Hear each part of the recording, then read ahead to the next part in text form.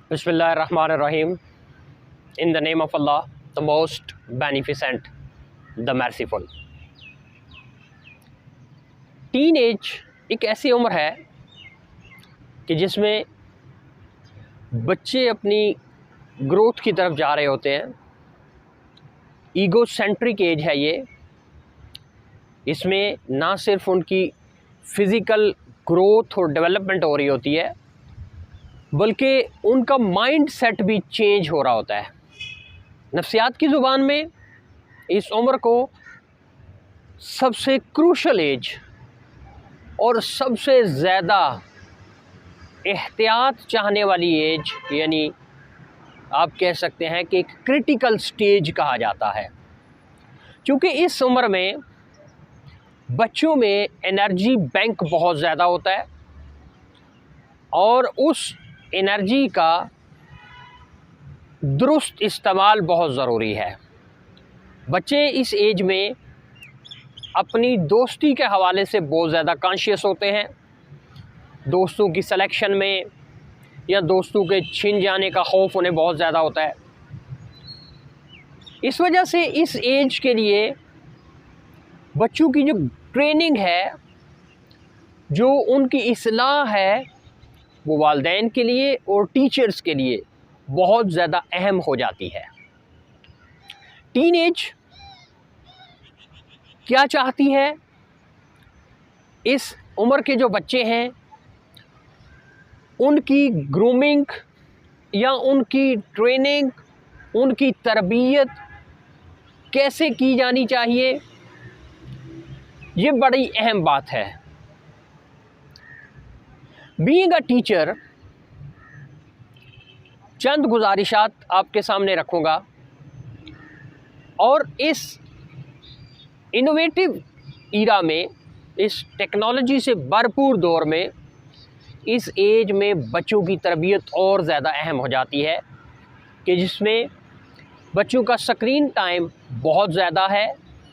Mobile के अंदर बच्चे इतने गुम हो चुके हैं कि there is no physical activity, कि उनकी फ़िज़िकल एक्टिविटी नहीं है। वो लेज़ी हो रहे हैं, सुस्त हो रहे हैं, उनके अंदर एग्रेशन बहुत ज़्यादा है, उनकी ज़ात में ठहराव नहीं है। कुछ बच्चे पैनिक की कंडीशन में हैं। तो सबसे पहली और ज़रूरी बात यह है कि इस एज में बच्चों के लिए फ़िज़िकल एक्टिविटी का होना बहुत ज़्यादा ज़रूरी है।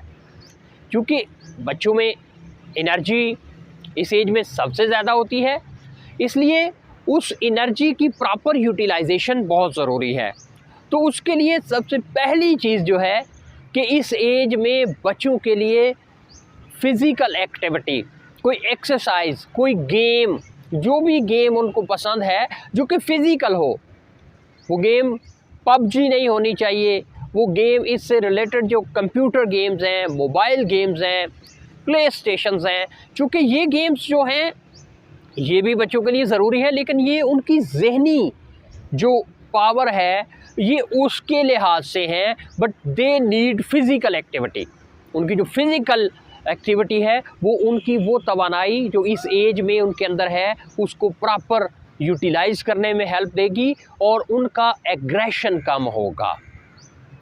नंबर 2, चूँकि इस एज में बच्चा ईगो सेंट्रिक है, आपने देखा होगा कि इस एज में फिर बच्चा जैसे ही इस टीन एज में पहुंचता है वो अपनी ड्रेसिंग का बड़ा ख्याल रखता है। वो अपनी यानी हेयर स्टाइल का, अपनी वो सजावट का, हाँ वो बच्चियां हो या बच्चे हों, लड़के हों या लड़कियां हों, ये दोनों के अंदर ये बात कॉमन होती है। तो फिर यहाँ पर इसके साथ साथ आपने ये भी देखना है कि बच्ची की जो दोस्ती है वो बड़ा अहम रोल प्ले करती है। वो बड़ा उसका एक इम्पॉर्टेंट रोल है उसकी लाइफ की, जो फ्यूचर की आप कह सकते हैं डेस्टिनेशन है, जो मंजिल है, जो प्रोग्रेस है, उसमें उसकी फ्रेंडशिप, दोस्ती बड़ा रोल प्ले करती है। अब चूँकि बच्चा इस एज में दोस्त बनाना चाहता है, तो अब पेरेंट्स को भी ये देखना है और उसको भी इस तरह से गाइड करना है कि बेटा दोस्त ऐसा बनाएं जो कि आपके लिए बेहतर हो। सकते हैं कि तालीमी मैदान हो या उसका कोई भी और उसकी रिस्पेक्ट के हवाले से वो अच्छा दोस्त सेलेक्ट करे, क्योंकि ये दोस्ती उसको बना भी सकती है, उसको बिगाड़ भी सकती है। ये बनने और बिगड़ने का यही टाइम होता है, टीन एज, क्योंकि बच्चा एक बहुत हाई लेवल की उस पे होता है, एक उसकी जो आप कह सकते हैं सेल्फ़ एस्टीम बहुत बढ़ गई होती है। तो वो एक तो किसी की मुदाखलत पसंद नहीं करता, किसी के इंटरवेंशन पसंद नहीं करता। तो फिर इसमें पेरेंट्स के साथ साथ उसके जो क्लोज़ रिलेटिव्स हैं, जैसे चाचू है, उसके मामू हैं, उसकी फूफो हैं, उसकी खाला हैं, ये बड़ा अहम किरदार अदा कर सकते हैं उसको इस हवाले से गाइड करने में, उसकी रहनुमाई में। अच्छा, नंबर 3, ये पेरेंट्स के लिए भी है और ये ख़ुद उन टीनेजर्स के लिए भी है, चूँकि आप इसमें अपनी उस लाइफ के अंदर एक चेंज भी देख रहे होते हैं। तो स्कूल्स के अंदर भी ये देखा गया है, कॉलेज स्कूल्स के अंदर भी स्पेशली ये चीज़ देखी गई है कि बच्चे जब इस एज में पहुँचते हैं तो वो अपनी हाइजीनिक कंडीशंस का ख्याल नहीं रखते।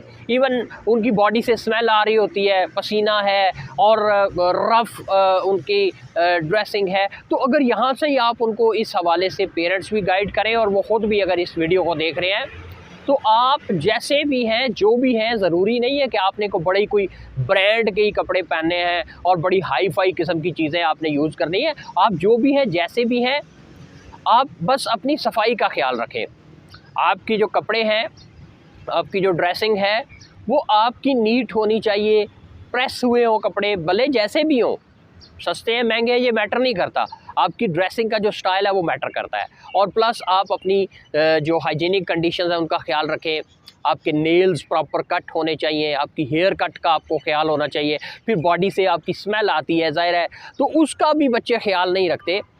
तो पसीने की बदबू आ रही है, उसका भी ख्याल नहीं कर रहे, क्योंकि उनको किसी ने समझाया नहीं है, ना वो खुद समझते हैं शायद। तो उसका भी आप ख्याल रखें कि ये आपकी जो फ्यूचर लाइफ है उसको यहाँ से ही ग्रूमिंग चाहिए।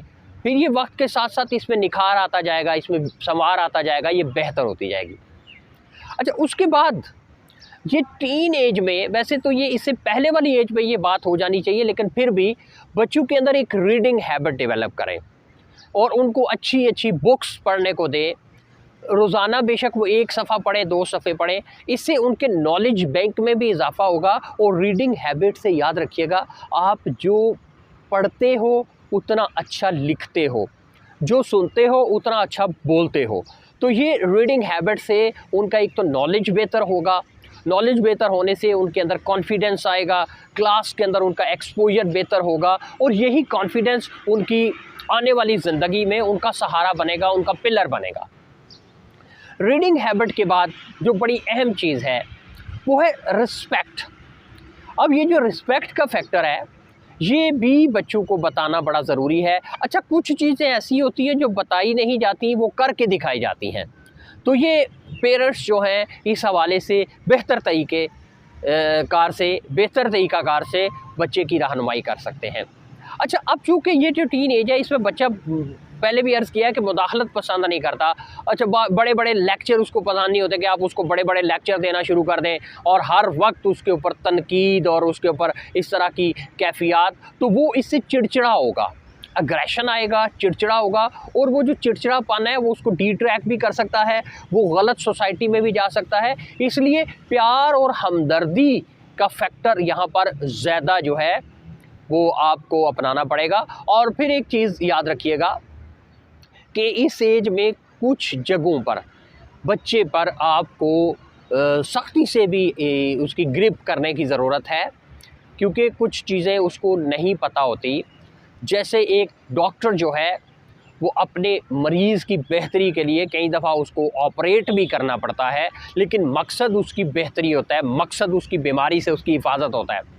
तो सेम यही है कि एक अच्छे वे में, एक बेहतर तरीक़ाकार के साथ आप अपने बच्चे की इस्लाह कर सकते हैं। अब कुछ चीज़ें ऐसी हैं जो पेरेंट्स खुद मौके की मुनासबत से समझ सकते हैं और उसके मुताबिक उसको रहनुमाई कर सकते हैं। और ख़ास तौर पे ये ज़हन में रखिएगा, बेटा हो या बेटी हो, आप जब खुद अपने लिए रिस्पेक्ट चाहते हैं, ऑनर चाहते हैं, तो वो बच्चा उससे ज़्यादा रिस्पेक्ट और ऑनर चाहता है।